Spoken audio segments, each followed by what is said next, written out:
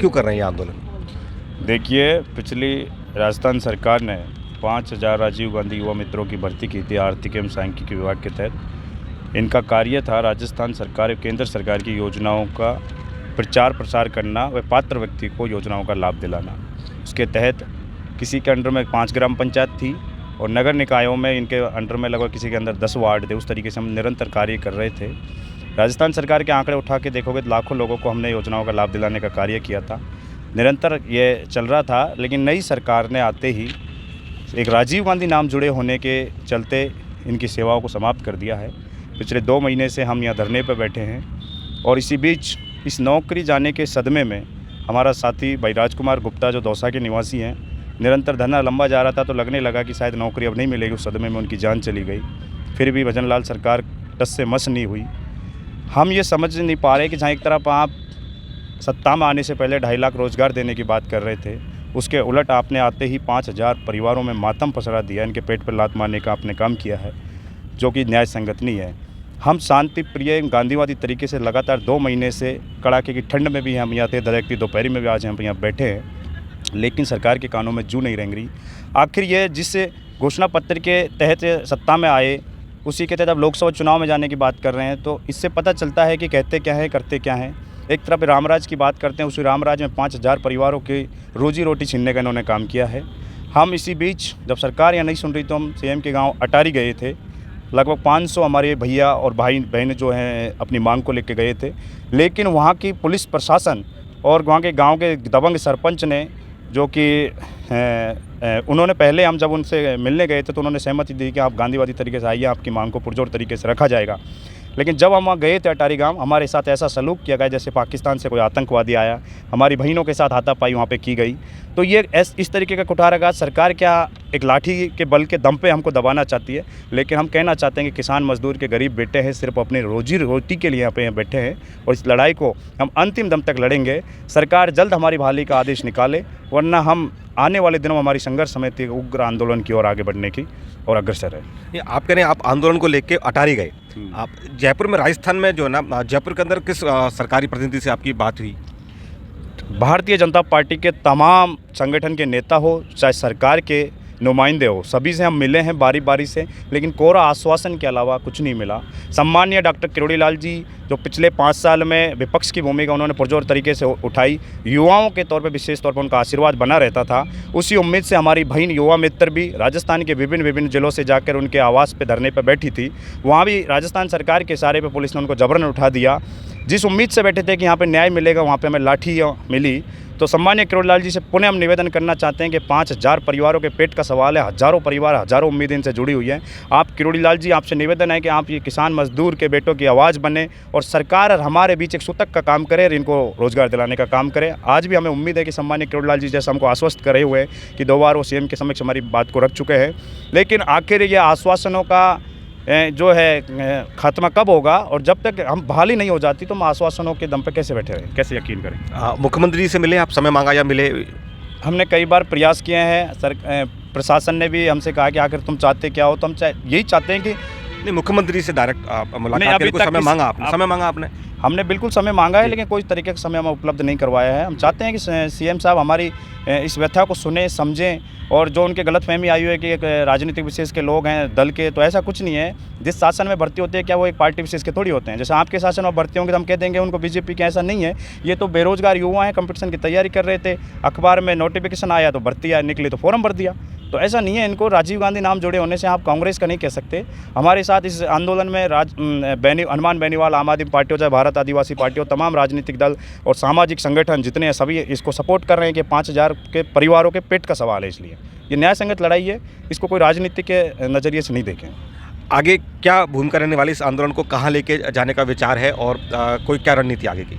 आगे की रणनीति पर हम विचार कर रहे हैं। आज हमारे साथी लगभग 400 से 500 लोग बीकानेर अर्जुन राम मेघवाल जी केंद्रीय मंत्री उनके आवास के बाहर बैठ गए हैं। घेराव उनका जारी है और इसी तरीके के घेराव भारतीय जनता पार्टी के तमाम नेताओं का करेंगे अगर हमको ये बहाल नहीं करते हैं तो। और हमारी संघर्ष समिति नया विचार कर रही है। जल्दी बहुत बड़े स्तर पर राजस्थान के किसी भी कोने से युवा मित्रों का आंदोलन चालू होने वाले हैं। ठीक है, अभी जी देखिए, भर्ती प्रक्रिया बिल्कुल पूर्ण पारदर्शिता के साथ की गई थी। राजस्थान सरकार ने जो आर्थिक एवं सांख्यिकी विभाग के तहत नोटिफिकेशन निकाला था, बजट घोषणा 2022 और 2023 के तहत पहले 2500 युवा मित्रों की भर्ती की गई थी, जिसके तहत पहले ऑफलाइन फॉर्म इसमें भरे गए थे। ऑफलाइन फॉर्म बनने के बाद फॉर्म वेरीफाई हुआ, वेरीफाई होने के बाद में इंटरव्यू के लिए कॉल आया। अखबारों में जो है मेन राजस्थान पत्रिका, दैनिक भास्कर अखबारों में भी इंटरव्यू के बारे में डिटेल दी गई थी। डिस्ट्रिक्ट वाइज इंटरव्यू हुए, आरएस लेवल के, प्रोफेसर लेवल के जो अधिकारियों ने हमारे इंटरव्यू लिए थे। इंटरव्यू होने के बाद 7 दिन का ट्रेनिंग हुआ था। नवीन जैसे आईएएस अधिकारी लोग हैं जो अलग अलग डिपार्टमेंट, उन्होंने हमारी ट्रेनिंग करवाई थी। ट्रेनिंग करवाने के बाद एक ऑब्जेक्टिव 50 नंबर का क्वेश्चनों का जो है पेपर हुआ था। पेपर पास करने के बाद मेरिट लिस्ट बनी थी, उसके अकॉर्डिंग इनको ज्वाइनिंग मिली थी। उसके बाद आर्थिक सांख्यिकी विभाग एडी ऑफिस में हमारा ज्वाइनिंग हुआ, उसमें पुलिस वेरिफिकेशन और डॉक्यूमेंट वेरिफिकेशन हुआ। पूरी तरीके से पूर्ण पारदर्शिता के साथ राजस्थान सरकार की भर्तियों को पूर्ण किया जाता है, उसी के तहत हमारी भर्ती को पूर्ण किया गया है। अभी आप जब बात कर रहे हैं कि जब प्रधानमंत्री जी कह रहे हैं कि भाई युवाओं की बात करते हैं, ठीक है ना, और लोकसभा चुनाव निकट हैं, और सरकार, आप कह रहे हैं कि सरकार ने आने के तुरंत बाद जो ना कहीं 5-4 लोगों को बेरोजगार कर दिया, तो कोई संदेश सरकार के लिए युवा कुछ सोच के बैठा हो? देखिए, बिल्कुल हम भी देखते हैं सरकारें हज़ारों करोड़ों रुपए जो विज्ञापनों पे खर्च कर रही है कि युवाओं के लिए हमने ये किया वो किया, लेकिन कहीं ना कहीं सरकार की कथनी और करनी में अंतर साफ नज़र आ रहा है कि उसी सरकार जब विज्ञापनों में युवाओं को तरक्की की बात कर रही है और उसी तरीके से 5000 युवाओं के पेट पर लात मारने का काम किया, 5000 को इन्होंने बेरोजगार करने का काम किया है, तो इस तरीके की ये उपलब्धियों में नहीं गिना जा सकता इस चीज़ को। तो सम्मानीय नरेंद्र मोदी जी, शायद आपके ध्यान में इस चीज़ नहीं होगी, लेकिन आप ही के नुमाइंदे भजन लाल जी ने राजस्थान सरकार में आते ही मंत्रिमंडल का विस्तार नहीं हो, उससे पहले 5000 परिवारों को जो है रोड पे भटकने के लिए मजबूर कर दिया है। तो आप प्लीज़ इस न्याय संगत मांग, इस लड़ाई में हमारा जो है जायज़ मांग है, उस पर विचार कीजिए और इन 5000 परिवारों को होली से पहले एक ऐसी खुशियाँ दें कि ये होली के इससे उत्सव को में भी शरीक हों, खुशियों की बातें, वरना हमारे सारे त्यौहार यहाँ पे हैं एक मातम की तरह हमने मनाए हैं। ये मैं कोटा जिला से। कोटा से। आपकी भी जॉब लगी थी यहाँ पर, नौकरी लगी थी? हाँ, आपके परिवार में और कौन कौन है? मैं हूँ, 2 भाई हैं, मम्मी पापा हैं। अब आपकी जॉब छिन गई, हाँ, तो अब क्या यहाँ पे रह रहे हैं? तो कितने दिनों के आपको इस आंदोलन में अभी? मुझे यहाँ पे 60 दिन हो गए। 60 दिन हो गए जी। तो क्या मतलब कहीं ना कहीं आपकी तनख्वाह से या परिवार का पालन पोषण होता होगा, परिवार में पैसा आता है, ये परिवार पूरा पलता है व्यक्ति जब नौकरी पे लगता है, तो अभी तो परिवार में काफ़ी कठिनाइयों का सामना करना पड़ रहा होगा? हाँ, बहुत कठिनाइयों का सामना करना पड़ रहा है। अभी किसी से पहले कर्जा भी उधार ले रखा है, बहुत ज़्यादा टेंशन में है। मैं यहाँ रह रही हूँ, जो मम्मी पापा को, भाई को बहुत टेंशन में। मैं 14 साल हो गए, मेरी तबीयत ख़राब हुई, तो रहते हैं कैसे रह रही कैसे नहीं रह रही। डेली पूछते हैं कि क्या होगा क्या नहीं। अब ये गवर्नमेंट जो क्या कहती है कि हम दिव्यांगों के लिए ऐसा किया है, पेंशन दे रहे हैं, स्कूटी दे रहे हैं, हम क्या हम मकान दे रहे हैं, सब दे रहे हैं, इनको क्या करेंगे हम? हमें रोज़गार चाहिए, हम रोज़गार मिल जाएगा तो हम खुद खरीद लेंगे ये चीज़ें तो। लेकिन गवर्नमेंट है ना, हमारे दिव्यांगों का अधिकार छीन रही है, खुद ही छीन रही है, हमें वो कुछ नहीं कर रही। आप कहाँ से मैम?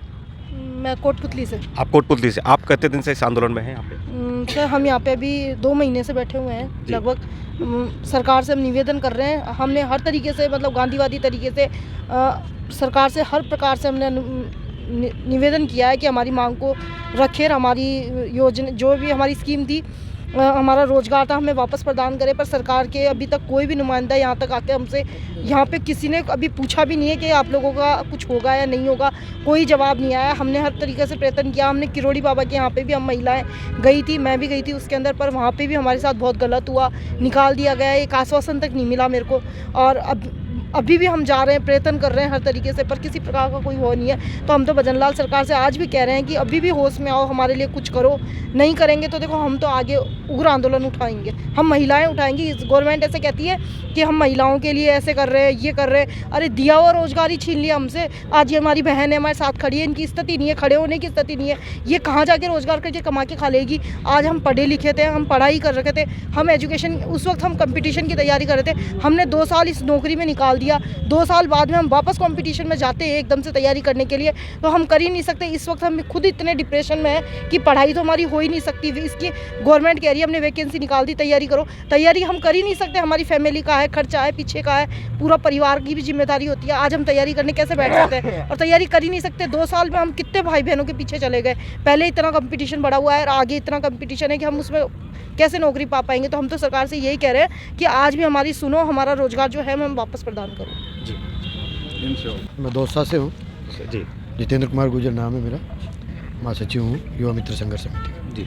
बताएं। आज हमारे धरने को लगातार 57 दिन हो गए और गांधीवादी तरीके से हम ये धरना चला रहे हैं। और हमें अभी भी उम्मीद है कि आजकल में ही वो आदेश आएगा जिसके लिए हम 57 दिन से बैठे हुए। हमने अनेक प्रकार के जो प्रदर्शन हैं जो सरकार को जगाने के लिए किए हैं, उसमें हमने जब राम जी का राज्याभिषेक एक तरह से किया गया, प्राण प्रतिष्ठा समारोह अयोध्या में हुआ था, वो भी हमने यहाँ पे 1100 दीपक जलाकर उस खुशी में शरीक हुए। यहीं पे हमारी मकर संक्रांति भी इधर ही मनाई हमने, गणतंत्रता दिवस का पर्व भी यहाँ पे मनाया गया है और यहाँ तक कि नया साल भी इधर मनाया गया था।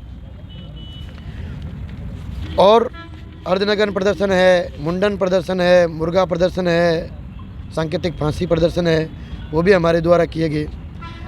लगभग प्रत्येक बीजेपी के विधायक और मंत्री के द्वार पर हमने अपने गुहार लगाई है, मैंने हमारा मांग पत्र सौंपा है।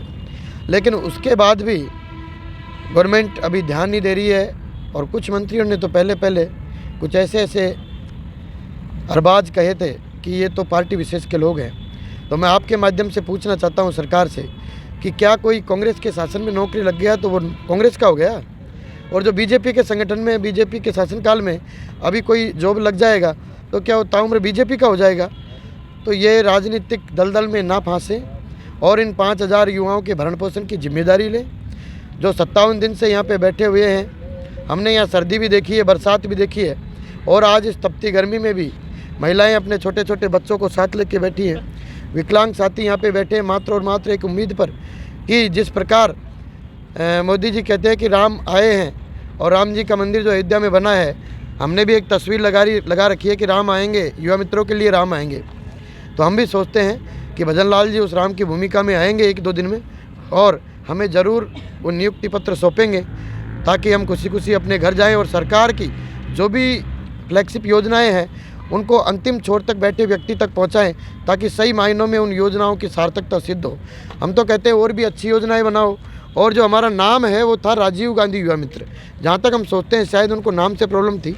तो जिस प्रकार आपने इंदिरा गांधी रसोई योजना का नाम अन्नपूर्णा रसोई किया है, तो हमारे इस प्रोग्राम का नाम भी, हमारी इस योजना का नाम भी आप अटल युवा मित्र कर दीजिए, भजन लाल जी युवा मित्र कर दीजिए, दीनदयाल अभी जो है युवा मित्र कर अभी दीजिए। जो इससे पहले भी जो गहलोत सरकार थी, उससे पहले जो वसुंधरा सरकार थी, उन्होंने भी कुछ इस तरह की भर्तियां की थी, है ना? और क्या उनको गहलोत सरकार ने हटा दिया था, क्या किया था, वो थोड़ा सा बताएं मुझे डिटेल में। देखिए 2012 के समय में भर्तियां हुई थी और वसुंधरा जी के टाइम में भी वो युवा विकास प्रेरक के नाम से भर्ती हुए थे जो कि अभी वर्तमान तक कार्यरत थे। ये जो युवा विकास जो आप बता रहे हैं, नाम क्या बता रहे हैं आप? युवा विकास प्रेरक, युवा विकास प्रेरक जो बनाए थे वो बेसिकली ये राजीव गांधी के अंदर ही थे या वो अलग से? बिल्कुल यही था, बस नाम इसका यहाँ पे चेंज कर दिया गया था। वही योजना थी और उसी योजना के तहत ये लोग चल रहे थे। तो इसका मतलब है कहीं ना कहीं वो लोग जो पहले जो कहीं ना कहीं वसुंधरा सरकार में जो लोग नौकरी लगे थे वो भी नौकरी से हट गए। बिल्कुल, उनको भी अभी हटाया गया है, सबको एक साथ पीसा गया है इस राजनीतिक दलदल में। यहाँ तक कि जब बीजेपी गवर्नमेंट में पंचायत सहायक लगे थे तो कांग्रेस ने उनको परमानेंट करने का काम किया है। तो हम तो कहते हैं कि ये राजनीतिक दल में ना देखकर और इन 5000 युवाओं की संख्या मत आकिए, इन 5000 युवाओं के पीछे 5000 परिवार हैं और इन 5000 परिवारों के पीछे बहुत उम्मीदें जुड़ी हुई हैं। मैं तो साफ शब्दों में कह देना चाहता हूँ कि आप हमें बहाल करते हैं, आपके साथ कंधे से कंधे मिलाकर चलेगा ये बेरोजगार युवा, आपका ताउम्र आभारी रहेगा और आपकी अच्छी योजनाओं को जरूर, सरकारें आती जाती रहती है, बदलती रहती है, लेकिन ये युवा आखिरी छोर तक बैठे व्यक्ति को आपकी योजनाओं को पहुंचाएगा। जिस भी सरकार की योजनाएं हो, जो भी हमें कार्यकलाप दिया जाएगा उसको पूरी ईमानदारी से पूर्ण किया जाएगा। अगर आप हमें बहाल नहीं करते हो और एक राजनीतिक टैग लगा के छोड़ देते हो तो ये 5000 युवा, एक युवा 500 की शक्ति लेकर, और क्योंकि अब 2 महीने से यहाँ इस शहीद स्थल पर तप कर पूरी तरह ये तैयार हो चुका है और आपकी सरकारों के द्वारा प्रशिक्षित, पहले जब हमारी भर्ती हुई थी तो प्रशिक्षित किया गया था और फील्ड में जाके पूरी तरह प्रशिक्षित हो चुके हैं। ये युवा फील्ड में जाकर उन लाभार्थियों को साथ लेंगे जिनको हमने प्रत्यक्ष रूप से लाभ दिलवाया है और आपके जो प्रत्याशी हैं उनको घरों में घुसने से रोकेंगे, गाँव में घुसने से रोकेंगे और लोकसभा चुनाव में ऐसी हालत कर देंगे उनकी, चाहे आप अपनी पुलिस को आगे कर लेना, चाहे आप अपने लठ को आगे कर लेना, लेकिन ये युवा मित्र रुकेंगे नहीं, झुकेंगे नहीं। ये किसान के पुत्र हैं, ये डटेंगे नहीं और आपके प्रत्याशियों की हालत पतली कर देंगे। आप कह रहे हो 25 सीट, 5 सीटें ढूंढते रह जाओगे बीजेपी सरकार। इसलिए हम कह देना चाहते हैं कि हमारे कोई राजनीतिक ठप्पा ना लगाएं और इन 5000 युवा मित्रों को तुरंत प्रभाव से बहाल कर दें। जी। फैसला करा है। आप भी इसमें इसके अंदर जॉब करते थे? हाँ, जो 3 महीने हो गए नए में लगे थे। कहाँ रहते हैं आप? हम नागौर डिस्ट्रिक्ट मकराना तहसील में बोलो। वहाँ से यहाँ पे जो ना आप आए हुए हैं अभी आंदोलन के लिए? हाँ, 2 महीना हो गए यहाँ पर शहीद स्मारक पर। शहीद स्मारक। हाँ जी। तो परिवार में आपके अलावा और कौन कमाने वाले? कमाने वाले पापा भाई कमाने वाला एक है और 5 मेंबर हैं। 5 मेंबर है। हाँ जी। आपकी शादी हो गई? नहीं तो। जी। 78,000 भर्तियां निकालने के बाद 5,000 लोगों को कहीं ना कहीं बेरोजगार कर देना सरकार की मंशा सिर्फ इसलिए क्योंकि उसके आगे राजीव गांधी नाम जुड़ा हुआ है। नाम बदल सकते थे, अटल बिहारी कर सकते थे, दीनदयाल कर सकते थे, कुछ और भी कर सकते थे, लेकिन 5,000 लोगों को बेरोजगार करना कहीं ना कहीं एक मुझे लगता है गलत कदम है। और युवाओं में एक काफ़ी जो ना निराशा है सरकार को लेकर। उनका कहना है कि भाई हमको जो लोग जॉब कर रहे थे और जॉब की बड़ी एक प्रक्रिया अपनाई गई, उसके लिए जो ना इंटरव्यू कंडक्ट करेंगे पूरे राजस्थान स्तर पर, जो ना सरकारी मशीनरी के थ्रू वो इंटरव्यू हुए। और अगर ऐसी मशीनरी पर उनको ले लगता है कि, और वो योजना सबसे खास बात है कि वो योजना केंद्र की योजनाएं भी वो लोग बता रहे थे और कहीं ना कहीं राज्य की योजनाओं को भी जो ना लोगों तक लेके जा रहे थे। परिस्थिति विषम है, लोग समस्या में है, सरकार को सुनना चाहिए। और कहीं ना कहीं युवा मित्र आंदोलन जो समिति है उसकी तरफ से कहीं ना कहीं चेतावनी भी दी गई है कि क्योंकि लोकसभा चुनाव नज़दीक है, सरकार को ये नाराज़गी युवाओं की भारी पड़ सकती है। मैं जितेंद्र गोयल, नेशन इंडिया से, धन्यवाद।